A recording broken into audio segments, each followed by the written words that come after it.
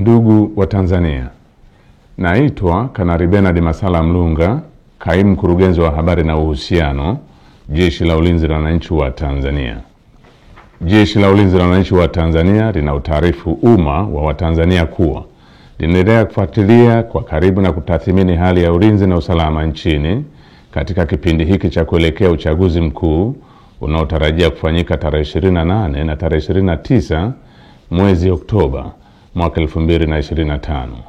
kama ilivyotangazwa na Tume Huru ya Uchaguzi nchini na Tume ya Uchaguzi Zanzibar. Kwa ujumla, Jeshi la Ulinzi la Wananchi wa Tanzania linaridhishwa na hali ya usalama iliyopo nchini katika kipindi hiki ambacho vyama vya siasa vinaendesha kampeni zao kwa kuzingatia matakwa ya kisheria, kuheshimiana na kuvumiliana kunakooneshwa kupitia kwa wagombea wao wa ngazi za urais, ubunge na udiwani.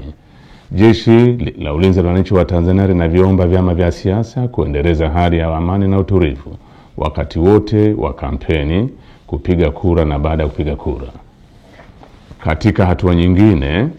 Jeshi la Ulinzi la Wananchi wa Tanzania linalipongeza Jeshi la Polisi na vyombo vingine vya usalama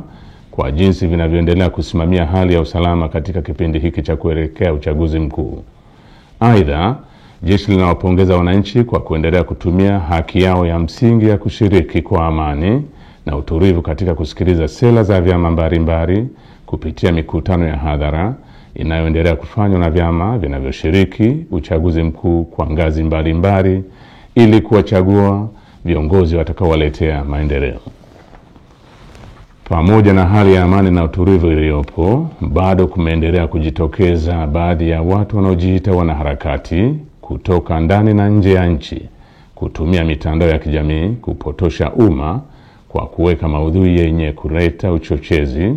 kwa kulihusisha Jeshi la Ulinzi la Wananchi wa Tanzania na siasa ili kutimiza azma yao ya uvunjifu wa amani. Jeshi la Ulinzi la Wananchi wa Tanzania linaomba umma wa Tanzania kupuuza machapisho au taarifa ambazo zimekuwa zikionekana kwenye mitandao ya kijamii. Wananchi wanakumbushwa kuwa taarifa zote zinazorihusu Jeshi la Ulinzi la Wananchi wa Tanzania zitatolewa na makao makuu ya jeshi kwa utaratibu rasmi na mawasiliano ya Jeshi la Ulinzi la Wananchi wa Tanzania na umma. Jeshi la Ulinzi la Wananchi wa Tanzania likiwa sehemu ya vyombo vya ulinzi na usalama vyenye dhamana ya ulinzi nchini, ninapenda kuhakikishia Watanzania wote hali ya amani, usalama na utulivu katika kipindi hiki cha kuelekea uchaguzi mkuu, wakati wa uchaguzi na baada ya uchaguzi mkuu. Asanteni kwa kunisikiliza.